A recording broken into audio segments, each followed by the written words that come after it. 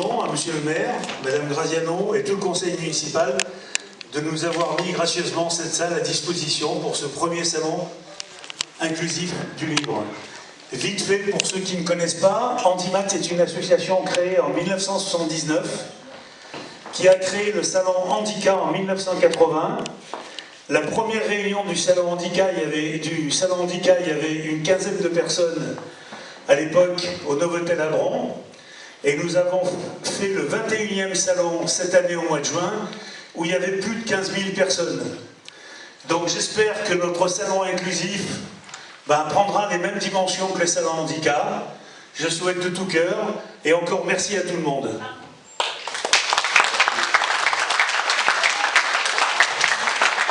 Monsieur le maire, un petit mot d'accueil.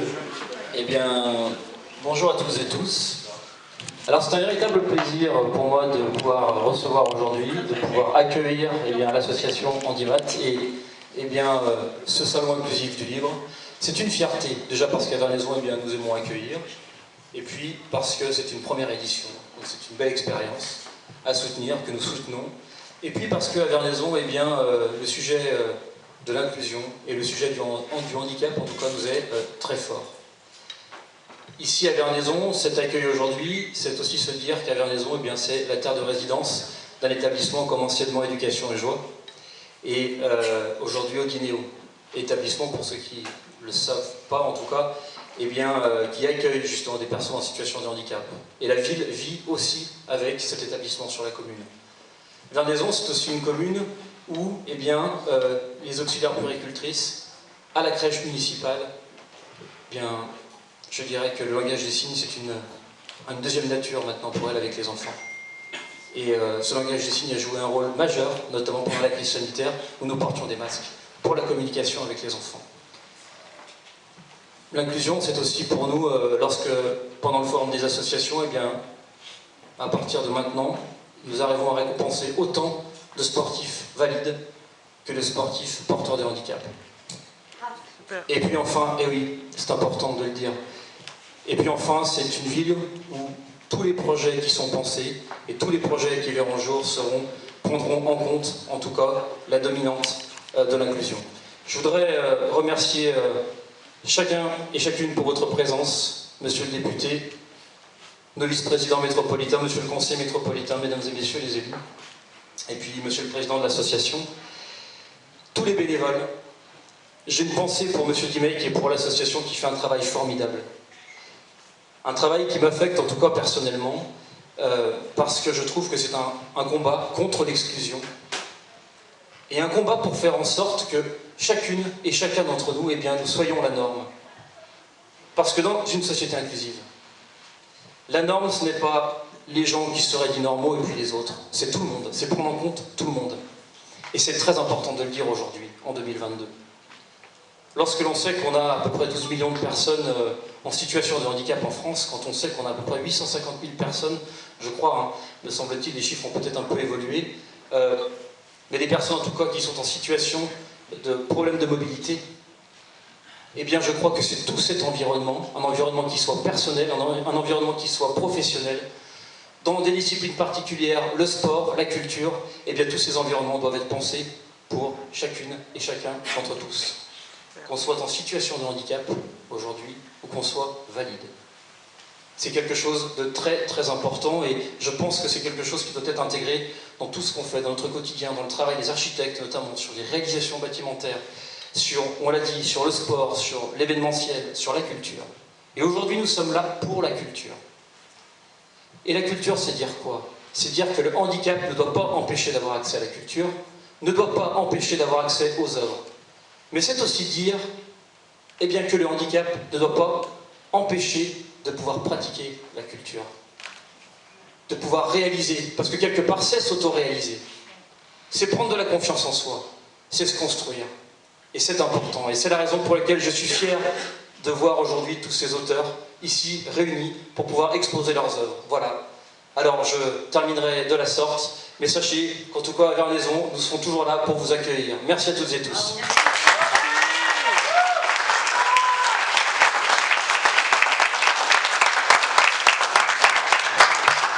Monsieur le maire, je vous offre ce petit cadeau qui représente un Saint-Bernard.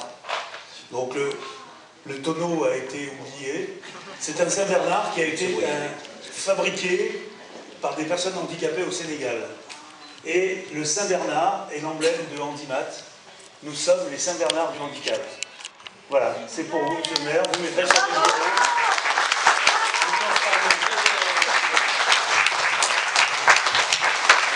Merci. On va continuer les discours. Il faut que vous méritiez l'apéritif qui vous sera servi après. La métropole est bien représentée aujourd'hui, puisque nous avons monsieur Dapassano, que vous connaissez bien par ici et qui est conseiller métropolitain, monsieur Pascal Blanchard, qui est vice-président chargé de la santé, du handicap. J'ai pas tout marqué. J'ai pas tout marqué. Qui va peut-être nous dire un petit mot, et Madame Hélène Romain, qui est vice-présidente chargée du tourisme et de la coopération internationale, handicap, Jean-Claude vient d'en parler, a aussi des actions un petit peu partout dans le monde, et en Afrique en particulier. Je passe la parole à Monsieur Blanchard. Merci. Je vais être très rapide puisque je viens d'apprendre qu'il y a un apéritif après, donc je ne voudrais pas vous faire perdre trop de temps. Je suis très heureux d'être ici. Alors d'abord parce que j'ai vécu pendant 35 ans à Charly, le village d'à côté, dont monsieur le maire est présent aujourd'hui. Et je me suis souvent écorché les genoux sur les galets du bord du Rhône à Vernaison. Donc c'est une ville qui me tient particulièrement à cœur. Et puis, très heureux également parce que sur la feuille de route, qui est la mienne depuis 2 ans, il y a un mot qui préside à toutes mes politiques, c'est le mot inclusion. Et derrière ce mot inclusion, très souvent, on constate que, bien sûr qu'il y a des démarches, bien sûr qu'il y a des volontés, mais parfois on en arrive à galvauder ce mot, parce que c'est un très bel affichage, tant commercial que politique. Et en même temps, sur ce territoire, depuis 2 ans, je ne peux que constater une évolution vers le meilleur, vers le plus beau, et j'ose utiliser le mot humanisme en matière d'inclusion, le fait de faire la place aux personnes qui sont différentes.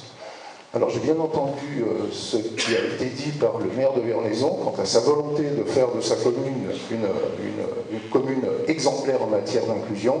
Sachez que le territoire métropolitain est d'ores et déjà labellisé territoire 100% inclusif. Nous sommes le seul territoire en France à être labellisé, ce qui nous impose également de mériter sur le long cours ce label, de façon à ce qu'on puisse rayonner véritablement au niveau national comme étant un territoire qui s'est engagé dès le début et qui pérennise, continue, est admirable et remarquable. Je vous remercie. Merci. Merci, monsieur le vice-président. Oui, effectivement, j'avais omis de présenter Olivier Arangeau, qui est le maire de Charly, comme quoi monsieur Vimard entretient de très bons rapports avec ses voisins, puisqu'ils sont venus en toute amitié. Est-ce que madame la vice-présidente au tourisme va dire un petit mot? C'est vrai que donc Handimat a un certain nombre d'actions qu'on ne va pas toutes citer ici et tout, qui existent déjà, certaines sont en cours, puisqu'il y a un projet avec le Bénin qui est en train de se mettre en place, et il y a l'association Vie et Solidarité qui est là, et si vous voulez, cet après-midi, Madame Carole Houdet fera une petite présentation de cette opération. Mais bon, voilà, tourisme et coopération internationale, Madame Romain. Oui, bonjour à tous. Je vais juste vous dire un petit mot justement sur le même sujet, parce qu'effectivement, je suis en charge du le tourisme, à part de dire qu'on veut aussi que le tourisme à Lyon soit inclusif, donc ça fait partie de la feuille de route, avec les 4 grandes bases, mais là, je voulais plutôt vous parler de la partie internationale. Alors, je suis allée au Bénin au début d'année, on va dire, les écolos, oui, je suis allée en train, en avion, pardon, au Bénin, je ne suis pas allée en train.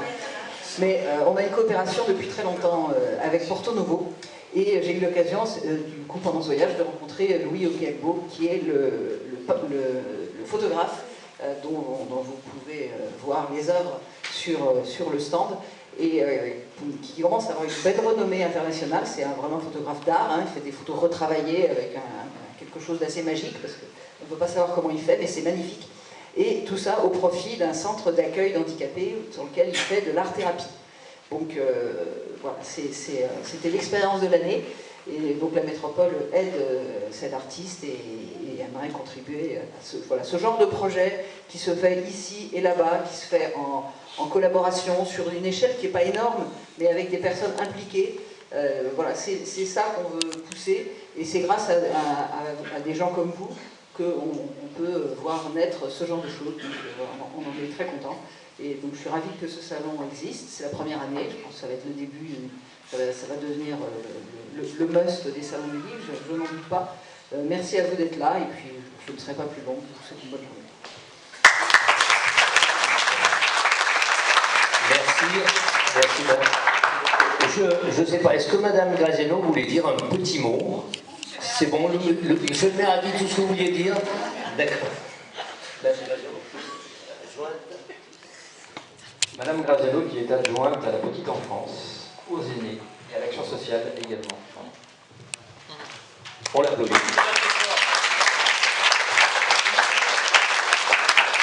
Ange, tu veux pas dire un mot? Si, elle veut dire un mot. Ange. Moi, j'allais passer la parole à Delphine, ou bon, voilà, c'est Ange qui parle.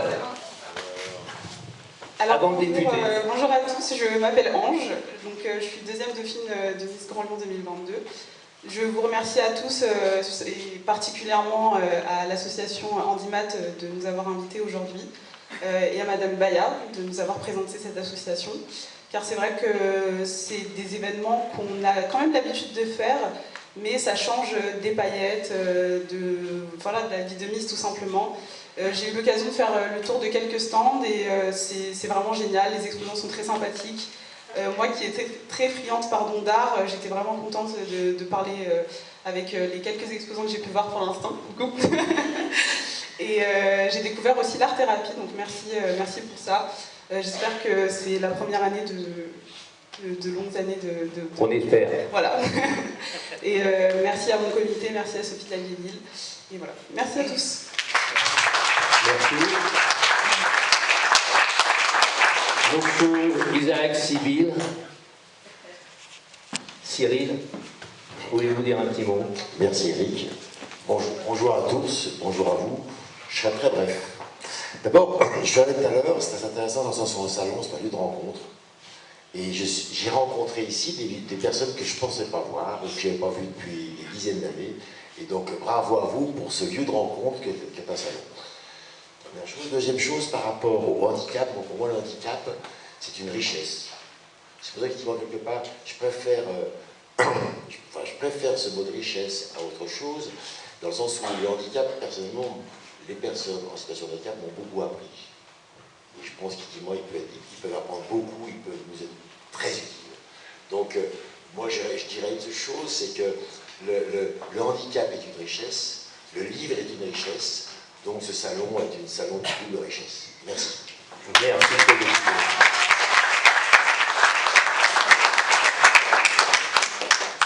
Bon, après le député, c'est le président qui peut parler.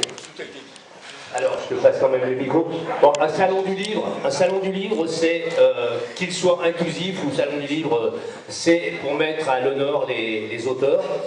Chaque salon, en général, a un petit peu son prix. Alors, cette année, on n'a pas eu le temps d'organiser un prix de l'auteur, parce qu'il faudrait qu'on lise tous vos bouquins. Bon, sachez que vous êtes tous mis à l'honneur.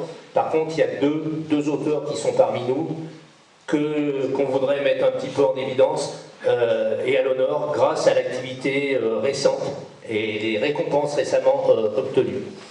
Alors déjà, pour commencer, je voudrais que Camille Moon monte sur la scène. C'est sérieux.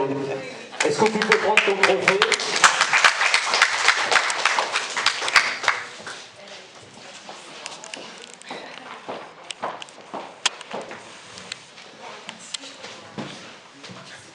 Donc Camille Moon, qui nous vient de loin, qui n'est pas quelqu'un de la région, bon, ça me fait doublement plaisir de la mettre à l'honneur parce que c'est une amie. C'est une amie que j'aime beaucoup, une récente amie, c'est pas une vieille amie. Bon.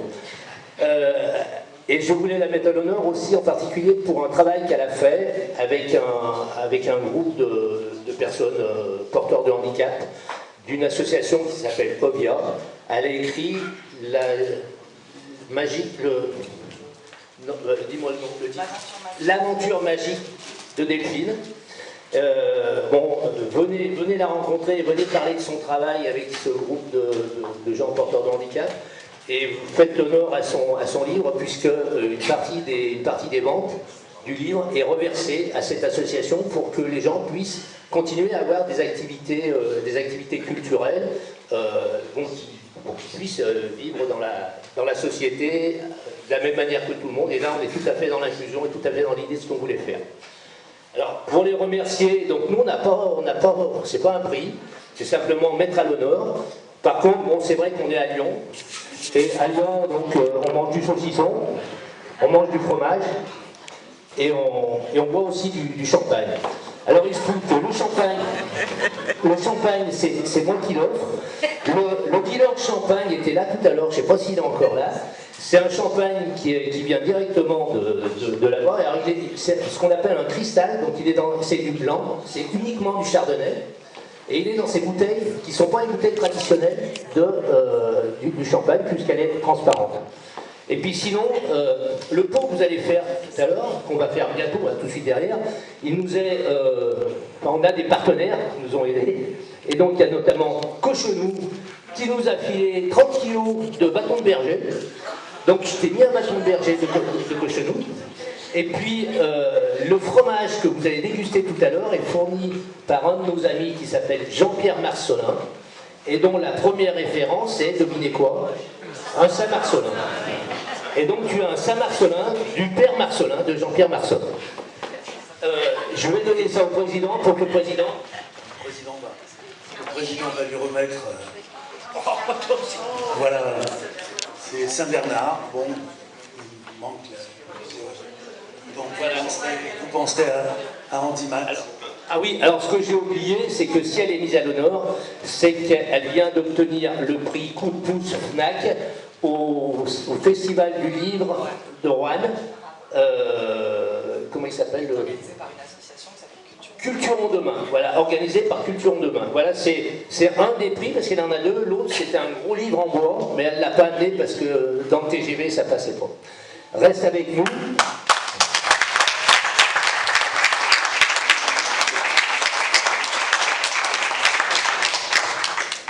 Alors deuxième, alors là c'est une très jeune amie depuis pas longtemps, et par contre là, ce qui me fait plaisir, c'est de récompenser un vieil ami. Je ne sais pas où il est, je le voyais tout à l'heure, mais je voudrais que Loulou de Lola vienne sur scène.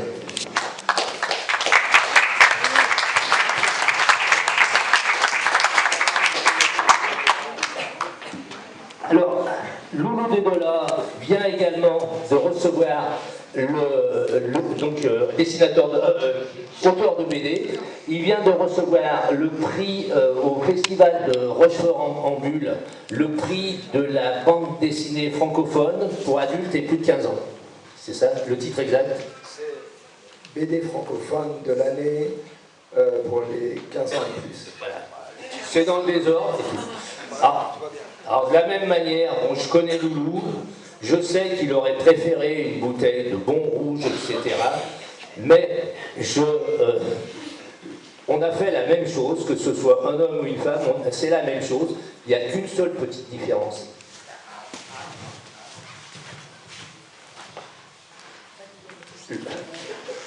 Attends. D'abord la seule différence, c'est que c'est le même champagne, mais vous voyez, dans la bouteille traditionnelle champagne. Il se trouve que ce que j'ai offert à Camille, c'était la cuvée 2020, et ça c'est la cuvée 2021. Et entre-temps, il s'est passé quelque chose, c'est la guerre en Ukraine, et il faut savoir que les bouteilles transparentes sont fabriquées en Ukraine, et le producteur actuellement n'a plus de bouteilles transparentes. Sinon,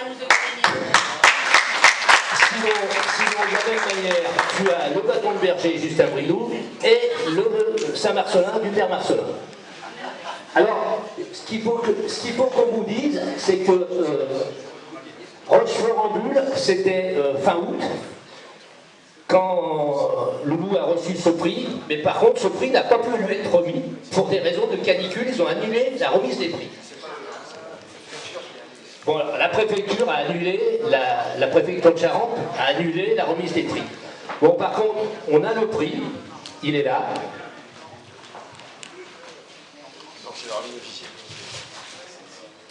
Et donc, on va demander à monsieur le maire, parce que Loulou est bien connu à Vernaison, hein, bon. Donc le maire peut lui remettre le prix. Donc voilà le prix, alors exactement, le prix de la bande dessinée francophone de l'année pour la catégorie 15 ans et plus.